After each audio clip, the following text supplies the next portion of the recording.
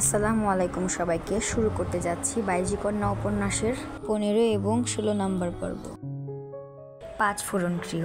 ঠিক দুপুর 12টায় রোমানা আর অঙ্গন ফিরল 5 ফোড়ন গৃহে। সমবয়সী হওয়ার কারণে দুজনে একই বিশ্ববিদ্যালয়ের একই বিভাগে পড়াশোনা করছে। রোমানার বয়স যখন 7 বছর তখন রোমানার মা অর্থাৎ প্রেরণার বড় বোনের রক্তে ক্যান্সার ধরা পড়ে। 1 বছর চিকিৎসা চলাকালীনই মৃত্যু ঘটে তার।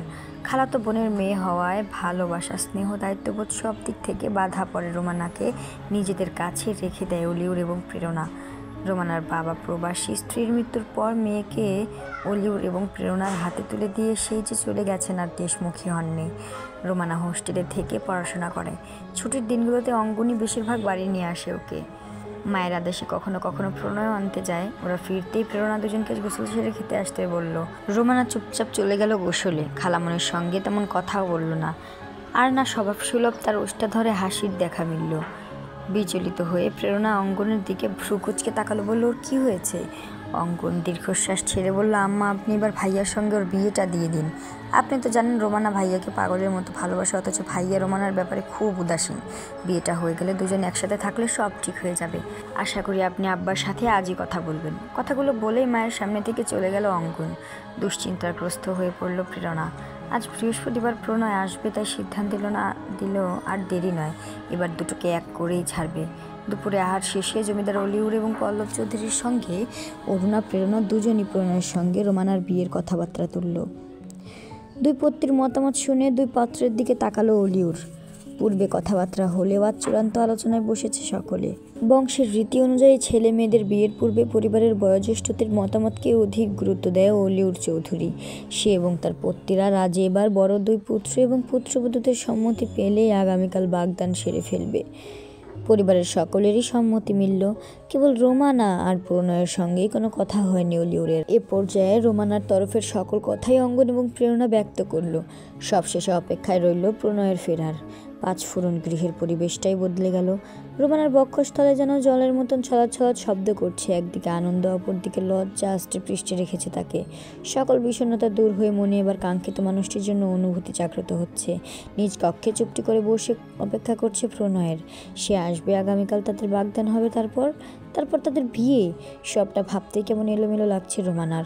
খুশিতে বোধহয় সে আজ পাগলই হয়ে যাবে। এমন মুহূর্তে কক্ষে শাড়ি গহনা নিয়ে হাজির হলো শবনম আর মুনতাহা। রোমানার দুপাশ থেকে দুজন উকি দিল, তারপর শবনম মুনতাহাকে বলল, মুন, রোমানা তো এখন লজ্জায় শেষ। মুনতাহা রসিকতার সুরে বলল, হ্যাঁ গো ভাবি, তাই তো দেখছি। এবার কি হবে? কি আর হবে, বাসরাতে বইয়ের লজ্জা দেখে দেব সাহেব ভাবিদের কাছে এসে কাঁদবে। খিলখিল করে হেসে উঠল দুজনেই। লজ্জায় চোখ বন্ধ করে ঘন নিঃশ্বাস ছাড়তে ছাড়তে রোমানা বলল, ধ্যাত, তোমরা চুপ করবে? ঢং করে শবনম বলল, চুপ করো, ননদিনীকে শাড়ি গহনা দেখানোতে মনোযোগ দাও। কথাটা শেষ করে আবারও হাসতে হাসতে বিছানায় গড়াগড়ি খেতে শুরু করলো শবনম। মুনতাহা মুচকি মুচকি হেসে শবনমকে ধরে বলল, ভাবি থামো এবার, ওকে শাড়ি গহনা দেখাও। রোমানা, আপা দেখো তো এখান থেকে কাল কোন শাড়ি আর কোন গহনাগুলো পরবে। শবনম বলল, কিসের আপা, ফুপাতো বোন সম্পর্ক বাদ। ননদ আর দেবরের বউয়ের খাতিরে যত পারো রসিকতা করো। রোমানা মুনতাহাকে চোখ রাঙালো। মুনতাহা মাথা নিচু করে মুচকি মুচকি হাসতে লাগলো। বলল, আচ্ছা, আমি আর একটা কথাও বলবো না।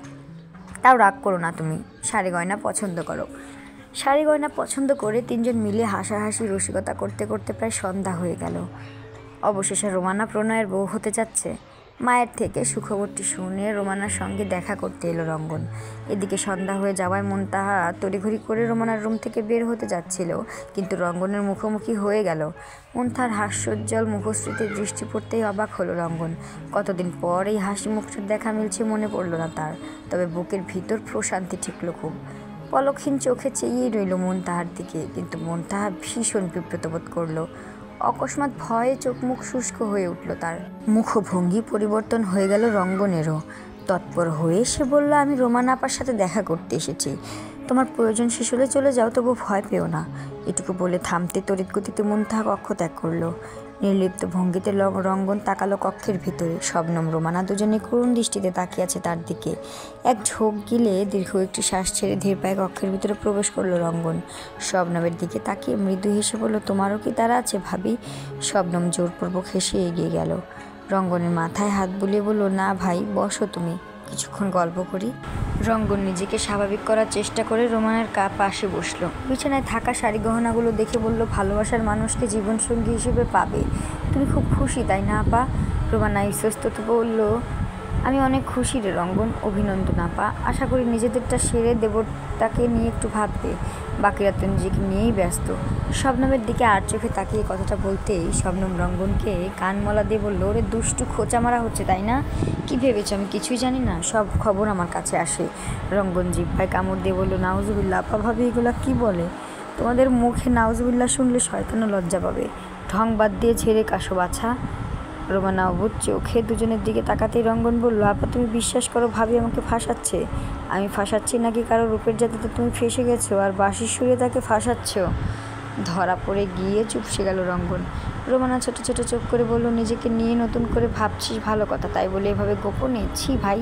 মহাবিপদে পড়ে গেল রঙ্গন। শবনমের দিকে তাকিয়ে বলল, আমার আপনার কয়টা কান কয়টা চোখ বলবেন ভাবি? এই খবরটা আপনি জেনে গেলেন? জানবো না? দেবরের মনে রং লেগেছে আর ভাবি জানবে না তা কখনো হয়? এক কথা দুই কথায় রোমানার কাছে প্রকাশ পেল রঙ্গন শাহিনুরের প্রেমে পড়েছে। ওপাশ থেকে সারাও কমতি নেই। মেয়েটা নেহাতি বাচ্চা কিনা, আবেগটা বড্ড বেশি। কিন্তু বাদ সাধল রোমানা। রঙ্গনের দিকে কড়া চাহনি ছুড়ে বলল, রঙ্গন তুই এটা ঠিক করছিস না। তুই একটা মেয়ের সরলতার সুযোগ নিচ্ছিস তুই। শবনম বলল, এটা তোর দোষ না রোমানা, ওদের রক্তের দোষ। কথাটা কেমন একটা লাগলো রোমানার। বুকের ভিতর কেমন একটা ভয় কাজ করলো। সে ভয়টুকুকে বাড়তে না দিয়ে রঙ্গনকে বলল, রঙ্গন নূর মেয়েটা খুব ভালো, ওর সঙ্গে তুই এসব করিস না। মেয়েটা খুব ভালো রে। অমন নিষ্পাপ মুখের দিকে তাকালে তো শয়তানও ফেরেস্তা হয়ে যাবে। আর তুই কি না? উফ আপা কী সব বলছো? তোমরা নিজেদের মতো করে ধারণা করে এসব বলছো। তাহলে সত্যিটা কি বল? সত্যি এটাই নূরকে আমি বিয়ে করতে চাই। একটা বাইজির মেয়েকে বিয়ে করে স্বাভাবিক জীবন উপহার দেবো, এটুকুই কি বেশি নয়? স্বপ্নব বলল, যতদূর জানি পলাশ চৌধুরীর নজর পড়েছে এর উপর। ওর সঙ্গে টেক্কা দিতে পারবে? ভাবি নূর আমাকে ভালোবাসে, আমি নূরকে পছন্দ করি। বিয়ে আমাদের হবেই। জমিদারের এক পুত্র না হয় পরিবারের অসমর্থনে বিয়ে করলো, আর রইল পলাশ চৌধুরীকে টেক্কা দেওয়া। এবার তার হারার পালা। রোমানা বলল, তোদের হার জিতে ওই মেয়েটাকে কেন ভোগাবি রঙন? রোমানার দিকে শান্ত চোখে তাকালো রঙন। মুচকি হেসে বলল, নূরের কিছু হবে না আপা। একটা স্বাভাবিক জীবন পেয়েই সে ভীষণ খুশি হবে। ওর খুশি হতে ভালো থাকতে বেশি কিছু লাগে না আপা। ও আমাকে ভালোবেসেই ভীষণ খুশি, ভীষণ আনন্দিত। ওর এই আনন্দ, এই খুশিটুকু আজীবন ওদের থাকুক এই প্রার্থনা করো। তোদের বোঝা খুব মুশকিল। রোমানার কথার প্রেক্ষিতে শবনম বলল, এরা নিজেদের জেদ পূরণ করতে যা খুশি করতে পারে। তবে ভাই মনে রেখো, নূরের সঙ্গে বেইমানি করলে মন তাহার চোখের বিষ হবে তুমি। না ভাবি, নূরের সঙ্গে কোনো অন্যায় করব না আমি। ওকে ভালোবাসতে পারবো কিনা জানি না, কিন্তু ওর ভালোবাসাটুকুর যত্ন নেব। আজীবন আমরা একে অপরের বন্ধু হয়ে পাশে থাকব। মানুষ যেমন উদ্যোগ নিয়ে যত্ন সহকারে বৃক্ষের আশায়, ফুল ফলের আশায় বীজ বপন করে বৃক্ষকে বড় করে তোলে, তেমন সে বৃক্ষ থেকে ফুল ফল পায়। যতটা শ্রম সে দেয় তার অধিকটাই ফেরত পায়। কিন্তু মানুষের বুকে প্রেমের বীজ কেউ উদ্যোগ নিয়ে বপন করতে পারে না। অন্তকোণে প্রেমের বীজ আপনা আপনিই ঠাঁই পায়। সে বীজ ধীরে ধীরে বিস্তর রূপ ধারণ করতে থাকে। দুটো মানুষের হৃদয়ে তোলপাড় সৃষ্টি করে কখনো হাসায়, কখনো কাঁদায়, কখনো বা সুখ দুঃখ মিলিয়ে প্রেমের ভেলায় ভাসায়। প্রেম আপনা আপনি আমাদের মাঝে ধরা দেয় বলে একে অবজ্ঞা করতে নেই, বরং যত্ন নিতে শিখতে হয়, সম্মান করতে জানতে হয়। রঙ্গন সেটুকুরই চেষ্টা করে। এই যেমন গত 2 মাসে রঙ্গন শাহিনুরের সঙ্গে বন্ধুত্বপূর্ণ সম্পর্ক গড়ে তুলেছে। জেনে নিয়েছে শাহিনুরের অন্তঃকোণে থাকা সমস্ত কথোপকথনকে, তার ইচ্ছাকে, তার চাওয়া পাওয়াকে। অবুঝ মেয়েটাকে যতটুকু পারে বোঝদান করার চেষ্টা করেছে। মেয়েটার সরলতা কিঞ্চিৎ কমানোর চেষ্টা করেছে, কিন্তু পারেনি। তবুও নিরাশ হয়নি কেন? সে জানি এই সরলতাটুকুই তার ভীষণ ভালো লেগেছে। এই সরলতাটুকুই তাদের বন্ধুত্ব গাঢ় করেছে। এই যেমন রঙ্গন যখন শাহিনুরের সাথে তার দুঃখ কষ্টগুলো ভাগ করে নেওয়ার চেষ্টা করলো, শাহিনুর তার সাদরে গ্রহণ করে নিল। রঙ্গন যখন তার হৃদয়ের সমস্ত যন্ত্রণাটুকু ব্যক্ত করলো, শাহিনুরের দুচোখ বেয়ে অশ্রু ঝরতে শুরু করলো। সরল মোড়ে কন্দননত্র কণ্ঠে বোকা পাখিটা বলল, তুমি কষ্ট করো না বাঁশিওয়ালা, আমি তোমাকে খুব ভালোবাসি। তুমি পরকালে উপরওয়ালার কাছে তোমার ভালোবাসার মানুষটাকে চেয়ে নিও, তবুও তুমি মন খারাপ করো না। সেদিনই রঙ্গন বুঝেছিল শাহিনুর ঠিক কতটা সরল। মেয়েটা ভালোবাসার মানে বুঝে না, তবু তাকে ভালোবাসি বলে। সে ভালোবাসার মানে বুঝে, তাই আজও বলেনি নূর আমি তোমাকে ভালোবাসি। কিন্তু তাদের মধ্যে বন্ধুত্ব গড়ে উঠেছে। তারা একে অপরকে পাশে চায়, তারা একে অপরের সঙ্গ পেলে খুশি থাকে, ভালো থাকে। রঙ্গনের খুব ইচ্ছে করে শাহিনুরের ইচ্ছে পূরণ করতে, তারপর শাহিনুরের প্রচণ্ড খুশিটুকু উপভোগ করতে। একদিন কথার চলে শাহিনুর বলেছিল তার সব ঘুঙুর পরতে ইচ্ছে করে, খুব ইচ্ছে করে আম্মা মান্নাত বুবুদের মতো ঘুঙুর পরে নৃত্য করতে। বাইজি গৃহের সকলের মতো সাজতে মন চায়, কপালে টিপ পরতে মন চায়। কত চাওয়া শাহিনুরের, অথচ এইসব কোনোটাই পূরণ করতে পারে না নিজের মায়ের জন্য। শারমিন বাইজি কি জানে না তার মেয়ে হাসলে পুরো পৃথিবীটাই হেসে ওঠে? তার মেয়ের হাসি আকাশের ওই এক ফালি চাঁদের আলোর চেয়ে অধিক দীপ্তমান। শাহিনুরের শখ পূরণ করতেই বাইজি গৃহের কাজের মহিলা রেশমা খাতুনকে দিয়ে ঘুঙুরের ব্যবস্থা করেছে রঙ্গন। বিকেলে রমানার থেকে কিছু গয়নাও নিয়ে এসেছে। আজ সে নিজ হাতে সাজাবে শাহিনুরকে, ইচ্ছে পূরণ করবে শাহিনুরের। অবুঝ হৃদয়ে তার জন্য এতখানি অনুভূতি সৃষ্টি হয়েছে, তার প্রতিদিনে সে এটুকু দেবে না তাই কখনো হয়? বরাবরের মতো আজও রঙ্গন শাহিনুরকে ফিসফিস করে ডাকলো, কারণ সে জানে আজ বাইজি গৃহের সকলে নৃত্য পরিশীলন নিয়ে বেশ ব্যস্ত। তাই শাহিনুরকে এই কক্ষে বন্দি করে রাখা হয়েছে। রঙ্গন কয়েকবার ডাকতেই জানালা খুলে উকি দিল শাহিনুর। প্রশস্ত হেসে হাত বাড়ালো রঙ্গন। ভীতিগ্রস্ত হয়ে হাত বাড়ালো শাহিনুরও। ধীরে ধীরে মই বেয়ে নেমে পড়ল দুজনই। তারপর কিছুটা দৌড়ে অরণ্যের ভিতর মিলিয়ে গেল। ওরা যখন বনের ভিতর প্রবেশ করলো, প্রণয় তখন বেশ দূরান্ত থেকে নিশানা করলো ওদের। বাড়ি ফেরার পর এমন কিছুর সম্মুখীন হওয়ার জন্য প্রস্তুত ছিল সে। তাই খুব শান্ত ভঙ্গিতে যথাস্থানে গাড়ি রেখে পাঁচফোড়ন গৃহে প্রবেশ না করে পা বাড়ালো ঘন বিস্তীর্ণ নিস্তব্ধ অরণ্যের দিকে। রঙ্গনের কুটিরের সামনে কাঠের সিঁড়িতে অত্যন্ত লাজুক ভঙ্গিতে বসে আছে শাহিনুর, আর রঙ্গন তার পাশে বসে নিজ হাতে একে একে সমস্ত গয়না পরিয়ে কপালে লাল রঙা একটি টিপ পরিয়ে দিল। সর্বশেষ দুপায়ে ঘুঙুর পরাতেই আঁতকে উঠল শাহিনুর, কিন্তু পরক্ষণেই ঘুঙুর দেখে দৃষ্টিজোড়া বড় বড় করে এক হাত মুখ চেপে ধরল। নিচু কণ্ঠে বলল, ঘুঙুর, তুমি আমার জন্য ঘুঙুর নিয়ে এসেছো? রঙ্গন মাথা দুলিয়ে হাসলো। তারপর শাহিনুরের একটি হাত নিজের হাতের মুঠোবন্দি করে নিয়ে দাঁড় করালো শাহিনুরকে। বলল, নিজ হাতে সব গয়না পরিয়ে দিলাম, হয়ে গেল আমাদের এঙ্গেজমেন্ট। অবুঝ শাহিনুর প্রশ্ন করল, কি হলো আমাদের? হেসে ফেলল রঙ্গন। সে ভুলে গিয়েছিল শাহিনুর ইংরেজি জানে না, তাই বলল, এঙ্গেজমেন্ট মানে বিবাহের বাগদান, মানে তোমার আমার বিয়ের বাগদান। ছি, বিয়ে? পিছন ঘুরে চোখ মুখ খিচে দাঁড়ালো শাহিনুর।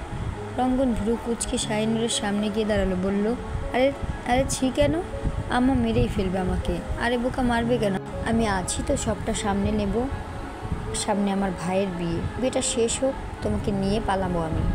তোমার আম্মা খুশি মনেই তোমাকে আমার হাতে তুলে দিবে। কিছু বলল না শাহিনুর, শুধু ড্যাব ড্যাব করে তাকিয়ে রইল রঙ্গনের দিকে।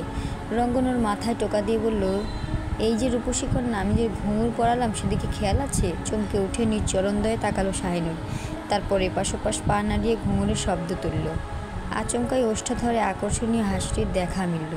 রঙ্গন মুচকি হেসে বলল, তুমি কখনো নাচ শেখনি, অথচ মনে প্রাণে ঠিকই এই নৃত্যকে লালন করো। পরিয়ে দিলাম ঘুঙুর, এবার জমিদার পুত্রকে নেচে দেখাও দেখি। নিস্তব্ধ গভীর রজনীতে ঘন জঙ্গলের ভিতর জ্যোৎস্নার আলোতে গাছের সাথে পিঠ ঠেকিয়ে বাঁশি বাজাচ্ছে এক যুবক। সেই সুরের তালে আপন মনে ঘুঙুরের শব্দ তুলে নৃত্য করছে এক কিশোরী। লাল শাড়িতে ঢেউ খেলানো চুলগুলো বেনুনি অবস্থায় হাঁটু ছুঁয়ে দিচ্ছে। গা ভর্তি গহনা, কপালে লাল টিপ, হরিণাক্ষ দৃষ্টি জোড়ায় মোটা করে কাজলের প্রলেপ, ওষ্ঠ জোড়ায় টকটকে লাল লিপস্টিক। রাজকুমারী না রাজরানী, নাকি বাইজি গৃহের প্রধান বাইজি? কোন উপাধি মানানসই আছে শাহিনুরের জন্য? ঝোপের আড়াল থেকে তীক্ষ্ণ একজোড়া দৃষ্টি অকস্মাৎ নিভে গেল। রুদ্ধশ্বাসে সরে গেল মানুষটা। না পারে নিজ ভাইকে আজ জ্যান্ত পুঁতে দিতে, না পারে বাইজি কন্যাকে নিজ হাতে খুন করে নিজের আত্মাটুকু শান্ত করতে। সবশেষে নিরুপায় হয়ে মুখ থেকে বেরিয়ে এলো, ছি, আমার রুচি এত জঘন্য। প্রচণ্ড ক্ষিপ্ত হয়ে গৃহে ফিরল প্রণয়। অরুণা প্রেরণা খাওয়ার জন্য বেশ তোড়জোড় করলো, কিন্তু প্রণয় বলল সে খেয়ে এসেছে, কিছু খাবে না। নিজ কক্ষে গিয়ে নিজের ক্রোধটুকু নিয়ন্ত্রণে আনার চেষ্টা করলো খুব, কিন্তু কোনো কিছুতেই কাজ হলো না। শেষে লম্বা একটা গোসল দিয়ে মাথা ঠান্ডা করলো। রুম জুড়ে অনেকটা সময় পায়চারি করার পর খেয়াল করলো রুমানাকে দেখে কিছুটা স্বস্তি পেল প্রণয়। তবুও ভ্রুদয় কুচকি গম্ভীর কণ্ঠে বলল, ভাবে চুপচাপ দাঁড়িয়ে আছো কেন? কিছু বলার থাকলে রুমে এসো। দূরে দূরে বুকে রুমে প্রবেশ করলো রুমানা, কিন্তু যা বলতে এসেছে তার কিছুই বলতে পারল না। অতিরিক্ত লজ্জাবতী হওয়ার এই জ্বালা, যা মনে আসে কিছু বলা হয়ে ওঠে না। কিন্তু প্রণয় যা সাংঘাতিক মানুষ, কিছু না বলে প্রচণ্ড রেগে যাবে। তাই আমতা আমতা করে একথা সে কথা বলতে বলতে বিকেলে রঙ্গনের সাথে হওয়া সমস্ত কথাই গড়গড় করে বলতে লাগলো। সকল কথা শেষে রোমানা খেয়াল করলো সে ঠিক কী অঘটনটা ঘটিয়েছে। জমিদার বাড়ির এক ছেলে বাইজিকন্যার প্রেমে মজেছে, আর সে কিনা আরেক ছেলেকে তা খুশি মনে জানাচ্ছে। এবার যদি ঝড় উঠে সামলাবে কে? ভয়ে হাত পা কাঁপতে শুরু করলো রোমানার অকস্মাৎ থেমে যাওয়াতে প্রণয় দৃঢ় দৃষ্টিতে তাকালো রোমানার দিকে। রোমানা তার সে দৃষ্টি দেখে ভয়ে থরথর করে কাঁপতে কাঁপতে বলল, বিশ্বাস করাবে ইচ্ছে করে কিছু বলিনি। প্রণয় ধীর পায়ে রোমানার সম্মুখে এসে দাঁড়ালো। গভীর দৃষ্টিতে রোমানার দিকে তাকিয়ে এক হাতে রোমানার গালে আলতো ছুঁয়ে প্রশ্ন করলো, ভয় পাচ্ছ? যদি রঙ্গনকে শাস্তি দেই, আব্বা আম্মাকে জানাই, বা ওই বাইজি কন্যাকে কঠোর শাস্তি দেই? শুষ্ক গলায় রোমানা বলল, এসব করো না প্রণয়, প্লিজ। কিচ্ছু করবো না, শুধু তুমি রুম থেকে বেরিয়ে যাও। নির্ঘুম একটি রাত পার করে সকাল সকাল বাগানে হাঁটতে বের হলো প্রণয়। সারা রাত রোমানার কথাগুলো তার মাথায় ঘুরেছে। দু চোখে স্পষ্ট হয়ে উঠেছে রঙ্গন এবং সায়নূরের হাস্যোজ্জ্বল মুখগুলো। মনে প্রশ্ন জেগেছে, তারপর কি হলো, কতটুকু হলো? এই যে বাগানে পায়চারি করছে, কিন্তু মন তার কাল রাত্রিতেই থেমে আছে। শরীরের রক্ত টকবক করছে, তীব্র অস্বস্তি ব্যাকুল মনে পায়চারি করা কালীন। প্রেরণা এসে সামনে দাঁড়ালো, বলল, কাল রাতে কথা বলার সুযোগ দিলে না, পরে বলবে তোমাকে না জানিয়ে আমরা সিদ্ধান্ত নিয়েছি। মায়ের দিকে চিন্তিত ভক্তিতে তাকিয়ে রইল প্রণয়। প্রেরণা চটপটে গলায় বলল, আমরা সকলে মিলে সিদ্ধান্ত নিয়েছি আজই তোমার আর রোমানার বাগদান সেরে ফেলবো। তোমার কোনো সমস্যা নেই তো বাবা? না, নেই আম্মা। এ বিষয়ে আগে কথা দিয়েছি, আপনাকে নতুন করে কিছু বলার নেই। তুমি প্রস্তুত জেনে খুশি হলাম। স্মিথ হাসলো। প্রেরণার ঘরে ফিরে গেল। মা চলে যেতেই প্রণয় একটি গাছের আড়ালে গিয়ে হাত মুঠ করে প্রচণ্ড শক্তি খাটিয়ে পরপর 3টে ঘুষি মারল গাছটিকে। সন্ধ্যার পর উপস্থিত পরিবারের সকল সদস্য এবং আত্মীয় স্বজন সকলের সম্মুখে রোমানাকে নিজ হাতে নাকফুল পরিয়ে দিল প্রেরণা। তারপর প্রণয়কে বলল আংটি পরাতে। প্রণয় মৃদু হেসে রোমানাকে আংটি পরিয়ে দিল। হয়ে গেল তাদের বিবাহের বাগদান। আবেগে ঘনীভূত হয়ে কেঁদে ফেলল রোমানার মাথায় আলতো হাত ছিল। প্রণয় বলল, সুখের মুহূর্তে কাঁদতে নেই রোমানা। এটুকু বলেই উঠে দাঁড়ালো প্রণয়। কিছুক্ষণ বিরতি প্রয়োজন বলে সকলের থেকে আড়ালে চলে গেল। কখনো কখনো একটুখানি চিৎকার করার জন্য হলেও নীরব পরিবেশ প্রয়োজন। প্রণয় সে পরিবেশের খোঁজ করতে করতে জমিদার বাড়ির খোলা অরণ্যের শেষ সীমানায় এসে পৌঁছালো। অন্ধকারচ্ছন্ন সারি সারি সুপারি গাছগুলোর নিচে দাঁড়িয়ে চিৎকার করে বলল, এই বিস্তীর্ণ নিস্তব্ধ অরণ্যকে যদি প্রশ্ন করি, জমিদার অলিউড চৌধুরীর পুত্র হওয়া সত্ত্বেও কেন আমার মনের আরশিতে সুস্পষ্টভাবে এক বাইজি কন্যার মুখচন্দ্রিকা ভেসে ওঠে? কি উত্তর দিবে এই নিস্তব্ধ রাত, এই নিস্তব্ধ অরণ্য? যদি বিশাল আকাশে বসবাসরত ওই চন্দ্র নক্ষত্রদের প্রশ্ন করি, জমিদার পুত্র হওয়া সত্ত্বেও কেন আমার হৃদয়ে অতি সাধারণ এক বাইজি কন্যার বাস? কি উত্তর দেবে এই নিস্তব্ধ শীতল প্রকৃতিরা? গতকাল সন্ধ্যায় বেরিয়ে মধ্যরাতে ঘরে ফিরেছে প্রণয়। বাগদানের পর তার সঙ্গে রোমানার না দেখা হয়েছে আর না কথা হয়েছে। তাই ভোরবেলাই রোমানা চায়ের ছুতোয় পা বাড়ালো প্রণয়ের কক্ষে। রুদ্ধ দ্বারের সামনে দাঁড়িয়ে কয়েক ঢোক গিলে সাহস সঞ্চয় করে নিল। বাঁ পাশে তাকিয়ে অঙ্গনের দৃষ্টিতে দৃষ্টি মিলিয়ে ইশারায় প্রশ্ন করলো, যাবো? তটস্থ হয়ে অঙ্গন দুহাত দিয়ে ইশারা করলো, যাও যাও, কিচ্ছু হবে না, অভ্যাস করো, সামনে তোমার রোজকার দিনগুলোর শুরুটা ঠিক এভাবেই হবে। লাজুক হেসে মাথা নুইয়ে ফেললো রোমানা। অঙ্গন এবার ফিসফিস কণ্ঠে বলল, আরে বাবা যাও না, ভাইয়া তো উঠে পড়বে। ধাতস্থ হয়ে দাঁড়ালো রোমানা। একবার অঙ্গনের দিকে তাকিয়ে বাঁ হাতে দরজাটা মৃদু ধাক্কা দিল। সহজভাবেই খুলে গেল দরজা। কাষ্ঠের পালঙ্কে শুয়ে থাকা সুঠাম দেহের অধিকারী প্রণয় চৌধুরীকে দেখা মাত্রই হৃৎপিণ্ড কেঁপে উঠল তার। শুধুমাত্র একটি মখমলের পায়জামা পরে উন্মুক্ত শরীরে ঘুমিয়ে আছে প্রণয়। কৃষ্ণবর্ণীয় ঘন লোমগুলো প্রণয়ের শ্যামবর্ণ বুকটার সৌন্দর্য যেন হাজার গুণ বাড়িয়ে তুলেছে। উন্মুক্ত বক্ষস্থল মেলে ধরে শটান হয়ে শুয়ে থাকার অভ্যাসটা আজ নতুন নয়, কিন্তু এ দৃশ্য যতবার রোমানা দেখে ততবারই তার হৃৎপিণ্ড কেঁপে ওঠে। গণ্ডস্থল শুকিয়ে কাঠ হয়ে যায়। বুকের ভিতর অস্থিরতা কাজ করে, হাত পা অসাড় হয়ে আসে। বেহায়া চোখ দুটো তবুও সেদিকে চলে যায়। খুব ইচ্ছে করে ওই বুকে নাক ডুবিয়ে লম্বা একটি শ্বাস নিতে, প্রতিটি লোমকূপে জানান দিতে এই রাগী গম্ভীর ডাক্তারটা শুধুই তার, এই নিরানন্দ মানুষটা শুধুই তার। সকল জড়তাকে একপাশে রেখে ধীর পায়ে এগিয়ে গেল রোমানা। ভিতরে প্রবেশ করতেই হাঁপ ছেড়ে বাঁচল অঙ্গন। বিড়বিড় করে বলল, হায় কপাল, পাগলের মতো ভালোবাসবে, তাকে ছাড়া শ্বাস নেওয়ার কথাও ভাবতে পারবে না, আবার তাকে যেতেও জমের মতো ভয় পাবে। মানা যায় এসব? বিড়বিড় করে কথাগুলো বলে নিজের কক্ষে ফিরে যাওয়ার জন্য পিছন ঘুরতেই রঙ্গনের মুখোমুখি হলো অঙ্গন। ভ্রু কুচকে রঙ্গন অঙ্গনকে আগাগোড়া দেখে নিয়ে কুচকানো ভ্রুদয় স্বাভাবিক করে কৌতূহলী কণ্ঠে বলল, কী ব্যাপার ইমিডিয়েট বড় ভাই? রাগে ডাক্তারের ঘরে উকি দিচ্ছ কেন? তার হবু বউয়ের মনের ঘরে উকি দিতে পারোনি বলে সরাসরি তার ঘরে উকি দিচ্ছ? রঙ্গনের মাথায় গাঁটটা মেরে অঙ্গন নিজের কক্ষে যেতে যেতে বলল, ফালতু বকবক শুনতে ভালো লাগছে না রঙ্গন, এসব ফালতু কথা আর কারোর সামনে বলবি না। অঙ্গনের সঙ্গে পায়ে পা মিলিয়ে দ্রুত হাঁটা ধরল অঙ্গন।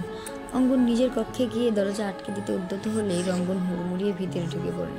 তারপর চোখ মুখ শক্ত করে বলল, তুমি জানো ভাই, আমার 4 ভাইদের মধ্যে আমি সবচেয়ে বেশি তোমাকে ভালোবাসি। ভ্রু কুচকে রঙ্গনের দিকে তাকালো অঙ্গন। চিন্তিত ভঙ্গিতে দরজা আটকেও দিল। রঙ্গন এদিক ওদিক তাকাতে তাকাতে পালঙ্কে গিয়ে বসলো। অঙ্গনও গিয়ে রঙ্গনের পাশে বসলো। তারপর শান্ত গলায় বলল, এবার কিন্তু বাড়াবাড়ি হচ্ছে রঙ্গন, তোর এসব পাগলাটে কথাগুলোর ইঙ্গিত কিন্তু খুব সাংঘাতিক। ম্লান হাসলো রঙ্গন, বলল, আমরা যাদের ভালোবাসি তারা কেন আমাদের ভালোবাসে না ভাইয়া? আমরা বলছিস কেন বল? আমি তোর সঙ্গে আমাকে কেন জড়াচ্ছিস? অঙ্গন মৃদু ক্রোধের সুরে কথাটি বলতেই রঙ্গন উঠে দাঁড়ালো।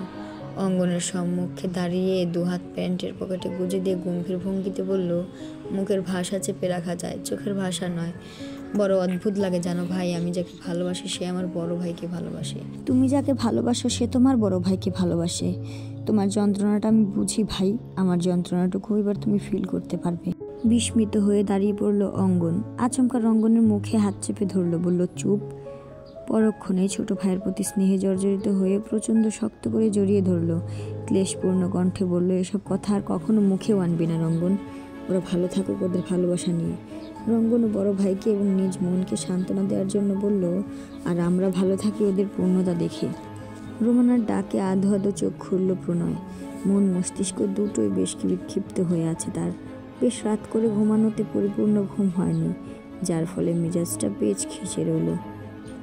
প্রণয় চোখ মিলে তাকিয়েছে দেখে রোমানা মৃদু স্বরে বলল, তোমার জন্য চা নিয়ে এসেছি।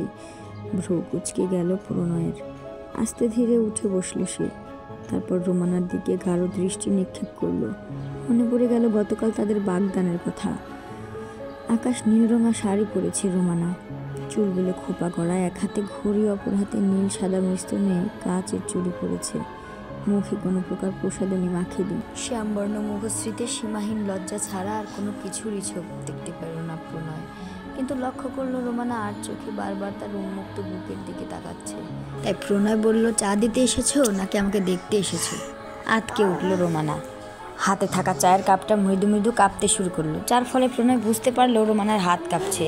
বিরক্ত হলো প্রণয়। বিছানা ছেড়ে উঠে দাঁড়িয়ে রোমানার হাত থেকে চায়ের কাপটি নিয়ে বলল, চা যখন দিতে এসেছো চাই নিলাম। প্রণয়ের ওষ্ঠকোণে বাঁকা হাসি দেখে কিছুটা স্বস্তি পেল রোমানা। চাপা একটা নিঃশ্বাস ত্যাগ করে বলল, খালামণি বলল তোমার কিছুদিনের ছুটি রয়েছে। চায়ের কাপে চুমুক দিতে দিতে রোমানার দিকে তাকিয়ে প্রণয় বলল, কেন তোমার সময় চাই? মাথা নাড়িয়ে না করল রোমানা। প্রণয় বলল, লজ্জা পেলে তোমারই ক্ষতি, লজ্জা না পেয়ে যখন যা ইচ্ছে হবে বিনা দ্বিধায় প্রকাশ করবে, পূরণ করার দায়িত্ব আমার। লজ্জায় আচ্ছন্ন হয়ে আর 1 সেকেন্ডও টিকতে পারল না রোমানা। কাজের ছুতো দিয়ে চঞ্চল পায়ে বেরিয়ে পড়ল কক্ষ থেকে। তার যাওয়ার পানে তাকিয়ে রুমে ধীরগতিতে পা চালাতে চালাতে বাঁকা হাসলো প্রণয়। বিড়বিড় করে বলল, এরা ভালোবেসে এত শিখি, ভালোবাসা পেলে কি করবে? আজকের শুরুটাই এত প্রসন্নময় যে প্রমাণার বুকের ভিতর অনুভূতিরা ডানা মেলে উঠতে চাইছে। খুশিতে আত্মহারা হয়ে সে ছুটতে ছুটতে অঙ্গনের কক্ষের সামনে গিয়ে থামল। দরজার কয়েকবার টোকা পড়তেই অঙ্গন দরজা খুলে রোমানাকে দেখে কিছুটা অবাক হলো, কিন্তু রোমানা সেদিকে পাত্তা না দিয়ে ভিতরে ঢুকে অঙ্গনের বিছানা গিয়ে বসলো। নিজের নিঃশ্বাস প্রশ্বাসগুলোকে স্বাভাবিক করার চেষ্টা করে বুকে হাত চেপে ধরল। অঙ্গন উদ্বিগ্ন হয়ে তাকিয়ে রইল রোমানার দিকে। রোমানা কয়েক পল সময় নিয়ে নিজেই সবটা বলল অঙ্গনকে। স্বস্তির নিঃশ্বাস ত্যাগ করলো অঙ্গন। মুচকি হেসে রোমানার পাশে গিয়ে বসলো। রোমানাও নিশ্চিত মনে বলল, আমার আর কোনো দুঃখ নেই অঙ্গন, তোমার ভাইটা আমার দায়িত্ব নিয়েছে, আমার ইচ্ছেগুলো পূরণ করার দায়িত্ব নিয়েছে, এর থেকে বড় প্রাপ্তি আর কি হতে পারে?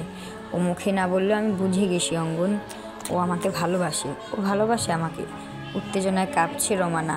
চোখ জোড়ায় সুখাশ্রু চিকচিক করছে, সেই চোখে চোখ যেতে অঙ্গন প্রাণ ভরে একটি শ্বাস নিল। তারপর রোমানার মাথায় হাত রেখে বলল, সুখী হও, তুমি খুশি থাকো আজীবন। দুদিন পর ঠিক সূর্যাস্তের সময় বাড়ির সদর দরজায় অঙ্গনের পথ আটকে দাঁড়ালো রোমানা। দু কোমরে দুহাত রেখে অঙ্গনের দিকে তীক্ষ্ণ দৃষ্টি ছুড়ে ভ্রু নাচিয়ে রোমানা বলল, কী ব্যাপার অঙ্গন, ভোর সন্ধ্যাবেলায় কোথায় যাচ্ছ তুমি? আশ্চর্যিত হয়ে তাকালো অঙ্গন। বক্ষস্থলে বয়ে গেল শীতল শিহরণ। মাঝে মাঝে মেয়েটা এমন কাণ্ড করে যে নিঃশ্বাস আটকে যায় তার। ইস কি যন্ত্রণা! থতমত খেয়ে অঙ্গন বলল, আমি তো এই এক বন্ধুর সঙ্গে দেখা করতে যাচ্ছিলাম। কোনো বন্ধু নয়, তুমি আমার সঙ্গে চলো। এই বলে অঙ্গনকে সকলের সামনে টেনে নিয়ে ছাদে চলে গেল রোমানা। বাড়ির প্রতিটি সদস্যই জানে আগামীকাল প্রণয়ের জন্মদিন। অঙ্গনকে এভাবে ছাদে নিয়ে যাওয়ার পেছনে কারণ হিসেবে কেবল প্রণয়ই রয়েছে, তাই সকলেই মুচকে হাসলো। রোমানার থেকে প্রণয়ের জন্মদিনের ব্যাপারে শুনে অঙ্গন বলল, ভাইয়া তো বাড়িতেই আছে, তুমি ভাইয়াকে নিয়ে দূরে কোথাও ঘুরে এসো, একাকী সময় কাটাও দুজন, তোমাদের জন্য এটা খুব প্রয়োজন এখন। না, এটাতে সে রাজি হবে না, আমারও তেমন সায় নেই। রঙ্গনের সঙ্গে আমার কথা হয়েছে, রাতের খাবার সেরে তুমি, আমি আর প্রণয় ওর কুটিরে যাব। আজকে আমরা সকলে মিলে খুব আড্ডা দিব। আমি জানি এতে প্রণয়েরও ভালো লাগবে। তারপর ঠিক 12টায় আমরা সকলে মিলে উইশ করব ওকে। খুব অবাক হবে, প্রকাশ না করলেও মনে মনে ভীষণ খুশিও হবে। আমার মনে হয় প্ল্যানটা অন্যভাবে করা উচিত। তুমি বুঝতে পারছো না অঙ্গন, এটা প্ল্যান 1, প্ল্যান 2তে অন্য কিছু আছে। কি? আমি রঙ্গনকে বলেছি যে করে হোক প্রণয়ের থেকে ওর কোয়ার্টারের চাবি নিতে। যেহেতু ও এই বাড়িতে থাকবে সেহেতু আমরা ওখানে গিয়ে ওকে সারপ্রাইজ দেবো। রোমানা তার পুরো পরিকল্পনা অঙ্গনকে জানালো। বলল, এবার তোমার সাহায্য প্রয়োজন করবে তো? অঙ্গন মাথা নাড়িয়ে হ্যাঁ সূচক সম্মতি জানালো। তারপর বুক ভর্তি দীর্ঘশ্বাস ছেড়ে মনে মনে বলল, যেখানে আমার সুখ বিক্রি করে আমি তোমার সুখ কিনতে রাজি, সেখানে এতটুকু সাহায্য তো কিছুই না রোমানা। রাতের খাবার শেষে রোমানার আবদারে রঙ্গনের কুটিনে উপস্থিত হলো প্রণয়। আর তীক্ষ্ণ বুদ্ধি ঠিক ধরতে পারলো রোমানা সহ ভাইদের পরিকল্পনা। তবুও নিশ্চুপ রইল সে, কারণ সবাই মিলে তাকে সারপ্রাইজ দিতে চাইছে, অথচ সে পূর্বেই সেটা বুঝে গেছে। এটা ওদের বুঝতে দেওয়া যাবে না। তাহলে যতইটা উৎসাহ নিয়ে ওরা পরিকল্পনা করেছে, ওদের মনে যতটুকু উত্তেজনা কাজ করছে সবটাই নিভে যাবে। তার জন্য ওদের আশাটুকু আনন্দটুকু কমে যাক, এটা সে চায় না। আবার তার জন্য কারো প্রেমে বাধা পড়ুক, সেটাও চায় না। এই যে রঙ্গন আজ তার সুদর্শিনীকে রেখে তাদের সময় দিচ্ছে, এতে রঙ্গনের মনে কোনো অনুভূতি স্পর্শ না করলেও হয়তো সুদর্শিনীর মন ঠিকই ব্যাকুলতায় ভুগছে। কিশোরী মনের প্রেম বলে কথা। কুটিরের সামনে কয়েক খণ্ড কাষ্ঠ জড়ো করে আগুন ধরালো রঙ্গন। সে আগুনকে ঘিরে খড় বিছানো ভূমিতে গোল হয়ে বসে পড়ল রোমানা এবং অঙ্গন। প্রণয়ের জন্য কুটিরের ভিতর থেকে একটি কাঠের মোড়া নিয়ে এলো রঙ্গন। প্রণয় সেটাতে বসতে বসতে রঙ্গনকে বলল, তুই চাইলে সেই বাইজি মেয়েটাকে এখানে নিয়ে আসতে পারিস, আমাদের কোনো আপত্তি নেই। 3টে প্রাণ উন্মুখ হয়ে বসে আছে শাহিনুরের উপস্থিত হওয়ার আশায়। রঙ্গন সেই যে গিয়েছে, আর আসার নাম নেই। নূর আসবে শুনে রোমানা তো বেজায় খুশি। অঙ্গন আর রোমানা এখন নূর আর রঙ্গনকে নিয়ে কল্পনা জল্পনা করতে ব্যস্ত। সে ব্যস্ততা থেকেই হঠাৎ রোমানা প্রণয়ের বাহু চেপে ধরে বলল, আচ্ছা প্রণয়, খালুজান আর খালামুনি ওদের সম্পর্কের পরিণতি ঘটতে দেবে তো? যদি না দিতে চায় তুমি প্লিজ খালুজানকে বোঝাবে। রোমানার এহেন বক্তব্যে প্রণয়ের কর্ণকুহরে অকস্মাৎ বোমা বিস্ফোরিত হলো।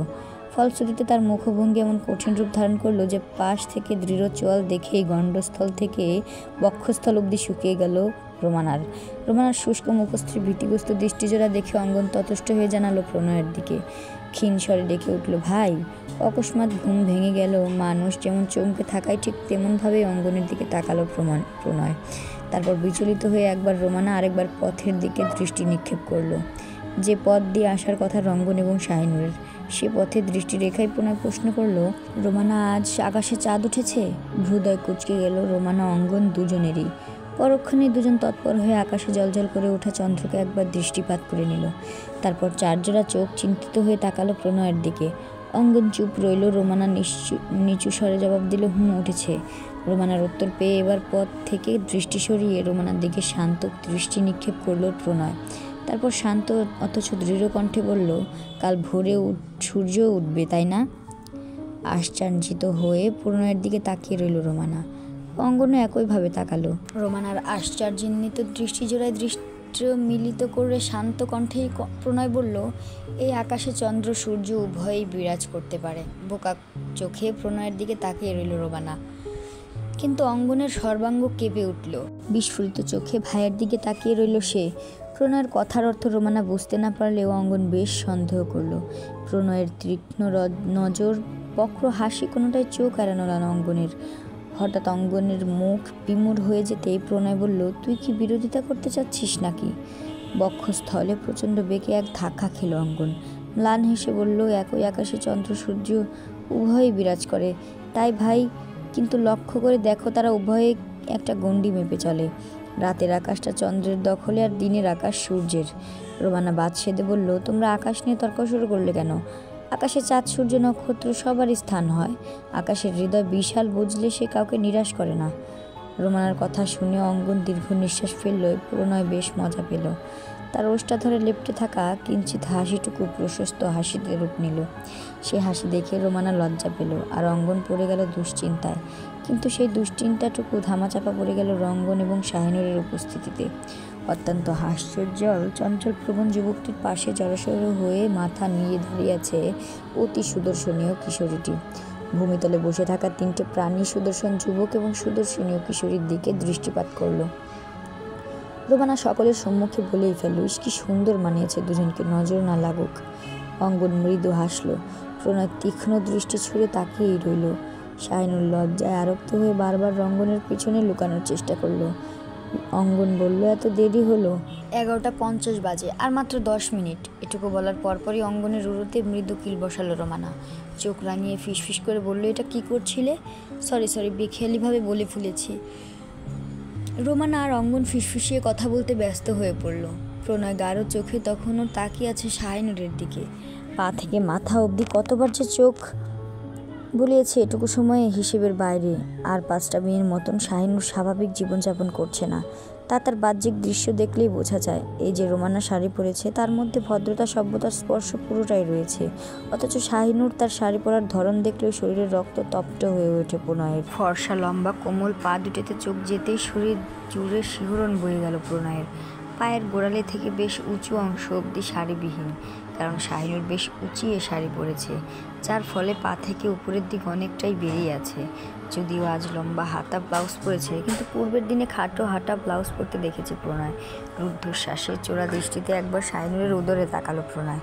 তৎক্ষণাৎ দৃষ্টি সরিয়ে স্বস্তির নিঃশ্বাসও ত্যাগ করলো। না, ব্লাউজটা ঠিকঠাক আছে, পেট দেখা যাচ্ছে না। কিন্তু যখনই শাহিনুরের গণ্ডস্থল থেকে বক্ষস্থলে দৃষ্টি পড়ল, মাথা ঝিম ধরে গেল তার। নিজের পাশে অঙ্গন শাহিনুরের পাশে রঙ্গনকে দেখে মেজাজ খিচে উঠল। রোমানার দিকে তাকিয়ে রোমানার শাড়ির আঁচল লক্ষ্য করলো। কোথায়, রোমানার তো সব ঠিকঠাক আছে, তবে কেন শাহিনুরের শাড়ির আঁচল ওভাবে দেওয়া? শাহিনুর কেন শাড়ির আঁচল কাঁধ থেকে পিছন দিয়ে টেনে কোমরে গুজেছে? এক নজরে রোমানার দিকে তাকালে তো চোখ আটকে যায় না। তার দিকে এক নজরে তাকালে কত শত পুরুষের চোখ আটকে যাবে সে জানে। এর জন্য দায়ী তো পুরুষগুলো নয়, এর জন্য দায়ী সে নিজে। তার বেশভূষা এমন যে শরীরের প্রতিটি অংশ পর্দার বাইরেও সুস্পষ্ট হয়ে চোখে ধরা দিচ্ছে। দৃষ্টি নত করে ফেলল প্রণয়। ঘন ঘন কয়েকবার ভারী নিঃশ্বাস ত্যাগ করলো। বুকের ভিতর কেমন এক যন্ত্রণা বোধ করছে সে। অশান্ত প্রণয়ের দিকে ভীরু চোখে একবার চেয়ে দেখলো শাহিনুর। রঙ্গন শাহিনুরকে ইশারা করলো খড়ের উপর বসতে, কিন্তু শাহিনুর ঠায় দাঁড়িয়ে রইল। রঙ্গন মুচকি মুচকি হেসে অঙ্গনকে বলল, দেখেছো এখনও ভয় পাচ্ছে? তোমরা আছো বলে আসতেই চাইলো না, খুব জোর করলাম, পরে কি করেছি জানো? আমার কসম দিয়ে নিয়ে এসেছি। রঙ্গনের কথা শুনে মুচকি মুচকি হাসতে শুরু করলো রোমানা আর অঙ্গন। তপ্ত নিঃশ্বাস ছেড়ে চিবিয়ে চিবিয়ে প্রণয় বলল, তাহলে এখন বসার জন্য কসমটা দিয়ে ফেল। প্রণয় রেগে যাচ্ছে বুঝতেই রঙ্গন শাহিনুরের হাত টেনে বসিয়ে দিল। শাহিনুর লজ্জায় মাথা নত করে সেই যে বসলো, আর মাথা উঁচিয়ে কাউকে দেখলো না। রোমানা ধীরগতি সুরে শাহিনুরের পাশে গিয়ে বসলো। তারপর তাকে স্বাভাবিক করার জন্য কথাবার্তা বলতে লাগলো। সকলের মধ্যে টুকটাক কথাবার্তা চলতে চলতে যখন 12টা বেজে গেল, তখন আচমকা রোমানা উঠে প্রণয়ের পাশে গিয়ে দাঁড়ালো। তারপর রঙ্গনকে ইশারা করতেই রঙ্গন খড়ের নিচ থেকে একগুচ্ছ লাল গোলাপ বের করে রোমানার হাতে দিল। রোমানা গোলাপগুচ্ছ নিয়ে প্রণয়ের সম্মুখে ধরে লাজুক ভঙ্গিতে চটপটে কণ্ঠে বলল, শুভ জন্মদিন Pranay, I love you so much. Rangan শীষ বাজিয়ে উঠল। অঙ্গন মৃদু হাসলো, কিন্তু শাহিনুর অবুজের ন্যায় মাথা উঁচিয়ে তাকিয়ে রইল প্রণয় এবং রোমানার মুখ পানে। আচমকা প্রণয়ের দৃষ্টি তখন শাহিনুরের দিকে যেতেই দুজনের দৃষ্টি মিলন ঘটে গেল। প্রণয়ের শানিত দৃষ্টিতে দৃষ্টি মিলন হতে হৃৎপিণ্ড ভয়ে আড়ষ্ট হয়ে গেল নুরের। পাশে থাকা রঙ্গনের দিকে কিছুটা চেপে রঙ্গনের বাহুতে ধরতে গিয়ে শার্ট খামচে ধরল। আচমকায় রঙ্গনের দিকে চেয়ে কম্পিত কণ্ঠে বলল, আমি এখানে থাকবো না। একথা শুনে রঙ্গন অবাঙ্কিত হয়ে শাহিনুরের দিকে তাকালেও প্রণয় বাঁকা হেসে রোমানার দিকে তাকালো। তারপর ফুলের তোড়া নিয়ে রোমানাকে বলল, ধন্যবাদ রোমানা। একে একে সবাই প্রণয়কে জন্মদিনের শুভেচ্ছা জানানো, শুধু শাহিনুর বাদে। রঙ্গন শাহিনুরকে কিছু সময় থাকার জন্য খুব জোর করে রাজি করালো। তারপর তার বড় ভাইকে জন্মদিনের শুভেচ্ছা জানাতে বলল। ভীতিগ্রস্ত শাহিনুর কিছুতেই রাজি হলো না। শেষে প্রণয় বলল, রঙ্গন বড়দের প্রতি যে মেয়ের সম্মান বোধই নেই, সেই মেয়ে জমিদার বাড়ির পুত্রবধূ হবে কী করে তা নিয়ে আমি ভীষণ চিন্তিত। প্রণয় এমন কথা শুনে রোমানা মন খারাপ করল। অঙ্গন খুবই নীরব দর্শক, কিন্তু শাহিনুর চুপ রইল না। সে মাথা নত করেই বলল, আপনাকে আমার খুব ভয় লাগে। আপনার তাকানোতে কিছু একটা আছে। বিস্ময়ে কিংকর্তব্য বিমূঢ় হয়ে গেল সকলে, কেবল প্রণয় বাদে। তার ওষ্ঠা ধরে দুর্বৃত্ত হাসির দেখা মিলল। রঙ্গন তার সকল বিস্ময় কাটিয়ে শব্দ করে হেসে উঠল। তার হাসির শব্দ শুনে স্বাভাবিক হলো রোমানা। অঙ্গন বলল, আরে ধুর, তুমি যে কি ভীতু নূর। ভাইয়া একটু গম্ভীর স্বভাবের বলে তোমার এমন মনে হচ্ছে, তাছাড়া কিছুই নয়। রোমানা বলল, একদম ঠিক বলছিস অঙ্গন। প্রণয়কে দেখে এখনো আমার ভয় কাটলো না। নূর তো কেবল নতুন। ওদের কথার মাঝে অঙ্গন বলল, রাত তো বেড়ে যাচ্ছে, এখন একটু গান টান হোক। রোমানা, ভাইয়ার জন্মদিন উপলক্ষে আজ তোমার গলায় একটা গান শুনতেই পারি আমরা? রোমানা লজ্জা পেয়ে প্রণয়ের দিকে তাকিয়ে জিজ্ঞেস করলো, তোমার অনুমতি না পেলে গাইবো না? প্রণয় নূরের দিকে দৃষ্টি ঠায় রেখে উত্তর দিল, অনুমতি দেবো না মানে? রঙ্গন, তোর গিটারটা এখানে আছে? হ্যাঁ ভাইয়া, কিন্তু কোনো কিন্তু নয়, যান গিয়ে নিয়ে আয়। রঙ্গন গিটার নিতে চলে গেল। বহুদিন এমনি পড়ে থাকায় বেশ ময়লা পড়ে গেছে, তাই সেগুলো পরিষ্কার করতে করতে বেশ অনেকটা সময় কেটে গেল। নূর খুব অস্বস্তি নিয়ে বসে আছে। তার অস্বস্তিটুকু দ্বিগুণ করার জন্য শুনিয়ে শুনিয়ে প্রণয় রোমানাকে বলল, বুঝলে রোমানা, দিনকাল ভালো না। আমি আমার ভবিষ্যৎ সন্তানদের নিয়ে ভীষণ চিন্তিত। রোমানা বিস্ফোরিত চোখে প্রণয়ের দিকে তাকালো। হায়, প্রণয় তার সঙ্গে রসিকতা করছে? কেন চিন্তিত জিজ্ঞেস করলো না রোমানা। কেন দিনকাল ভালো না? রাত বিরাতে কোন ছেলে টপকে নিয়ে যেয়ে আমার মেয়ের সঙ্গে প্রেম টেম করে বসবে? হেসে ফেলল রোমানা। বুঝলো নূরকে খেপাচ্ছে প্রণয়, কিন্তু সে তো এমন মানুষ নয়। তাহলে হঠাৎ এমন আচরণ যে? তীব্র অস্বস্তি নিয়ে শাহিনুর এদিক সেদিক তাকাতে লাগলো। প্রণয় আবারও বলল, রোমানা, তুমি কখনো তোমার মাকে ফাঁকি দেওয়ার কথা, মিথ্যা বলার কথা ভাবতে পারো? কখনো মাকে ঠকানোর কথা ভাবতে পারো? একদম না প্রণয়। এই পৃথিবীতে মায়ের চেয়ে বেশি কেউ আপন হয় না, আর আপনজনদের কখনো ঠকাতে নেই। সঠিক, আপনজনদের ঠকালে দিন শেষে নিজেকেই ভয়ঙ্করভাবে ঠকতে হয়। এটুকু বললে শাহিনুরের দিকে তাকালো প্রণয়। মেয়েটার মুখটা রক্তিম বর্ণ ধারণ করেছে, চোখ দুটো পানিতে টলমল করছে। প্রণয় সে চোখে চোখ রেখে দৃঢ় কণ্ঠে বলল, যদি কখনো এমন ভুল করো, মাকে বলে ক্ষমা চেয়ে নিও। এ পর্যায়ে প্রণয়ের দৃষ্টিতে নজর পড়ল রোমানা অঙ্গন দুজনেরই। তখনই রঙ্গন চলে এলো। গিটার নিয়ে হাঁটু ভাঁজ করে বসে বলল, আপা গান শুরু করো। প্রণয় রোমানার দিকে তাকিয়ে দেখলো সে অবাকাঙ্ক্ষিত হয়ে তাকিয়েছে তার দিকে। তাই মুচকি এসে প্রণয় বলল, গান ধরুন ম্যাডাম। ব্যাস এটুকুতেই মস্তিষ্কে ঘোর লেগে গেল রোমানার। লাজুক হেসে গান ধরল সে। তোমাকে ভালোবেসে দিতে পারি প্রাণ, আমি মাটি তুমি নীল আসমান, আমি মাটি তুমি নীল আসমান। তোমাকে ভালোবেসে দিতে পারি প্রাণ, আমি মাটি তুমি নীল আসমান, আমি মাটি তুমি নীল আসমান। গান শেষে লজ্জায় মাথা নুয়ে ফেলল রোমানা। অঙ্গন মুচকি হেসে প্রণয়কে বলল, ভাই, এবার কি তোমার কণ্ঠে একটি গান শোনার সৌভাগ্য হবে? এ পর্যায়ে নূরের দিকে তাকালো প্রণয়। বিমর্ষ মুখে ঠায় বসে আছে মেয়েটা। হয়তো ছোট্ট হৃদয়ে মাকে ঠকানোর ফলে তীব্র যন্ত্রণা হচ্ছে, কিন্তু এই যন্ত্রণাটুকুর খুব প্রয়োজন ছিল। ছোট্ট একটি নিঃশ্বাস ছেলে রঙ্গনের দিকে তাকালো প্রণয়। বলল, গিটারটাকে রেখে দেওয়ার জন্য আনতে বলেছি নাকি? রঙ্গন বলল, সত্যি গাইবে? ইয়েস। দুবাই হৈ হৈ করে উঠল। আশ্চর্য হয়ে তাকালো রোমানাও। খুশিতে আত্মহারা হয়ে শাহিনুরের বাহু চেপে ধরল সে। রঙ্গন গিটারে মৃদু টুংটাং আওয়াজ তুলল, আর প্রণয় নির্বিশেষ দৃষ্টিতে তাকিয়ে রইল নূরের দিকে। রঙ্গন গিটারের তালে রোমানা ভালো লাগা, ভালোবাসার সীমাহীন সুখের ঘোরে আচ্ছন্ন হয়ে রইল। কিন্তু অঙ্গন ঠিক খেয়াল করলো প্রণয়কে, তার গভীর দৃষ্টি জোড়াকে। আর প্রণয় স্মরণ করলো সেই রাতকে। তার চোখে তির্যক জাতির ন্যায় বিঁধেছিল শাহিনুরের সুশ্রী মুখটি। যেই রাতে স্মরণ হলো সেই ক্ষণ, যেই ক্ষণে শাহিনুরের হরিণাক্ষ দৃষ্টিজোড়ায় তলিয়ে গেছে সে। সেই দিনটুকুর স্মরণ করেই শাহিনুরের উদ্দেশ্যে গান ধরল সে। ভালোবাসবো বাসবো রে বন্ধু, তোমায় যতনে, আমার মনের ঘরে চাঁদের আলো চুইয়া চুইয়া পরে, পুষে রাখবো রাখবো রে বন্ধু, তোমায় যতনে। প্রণয়ের কণ্ঠে গান শুনে বিমোহিত হয়ে রইল সকলে, কিন্তু শাহিনুর বিমোহিত হওয়ার পাশাপাশি থরথর করে কাঁপতেও শুরু করলো। তার এই কাঁপাকাঁপি ততক্ষণ থামলো না যতক্ষণ না প্রণয়ের সম্মোহিনী দৃষ্টিজোড়া তার থেকে বিচ্যুত হলো। তাহলে আজকে এ পর্যন্তই। দেখা হচ্ছে আগামী পর্বে। ততদিন ভালো থাকুন, সুস্থ থাকুন। আসসালামু আলাইকুম সবাইকে।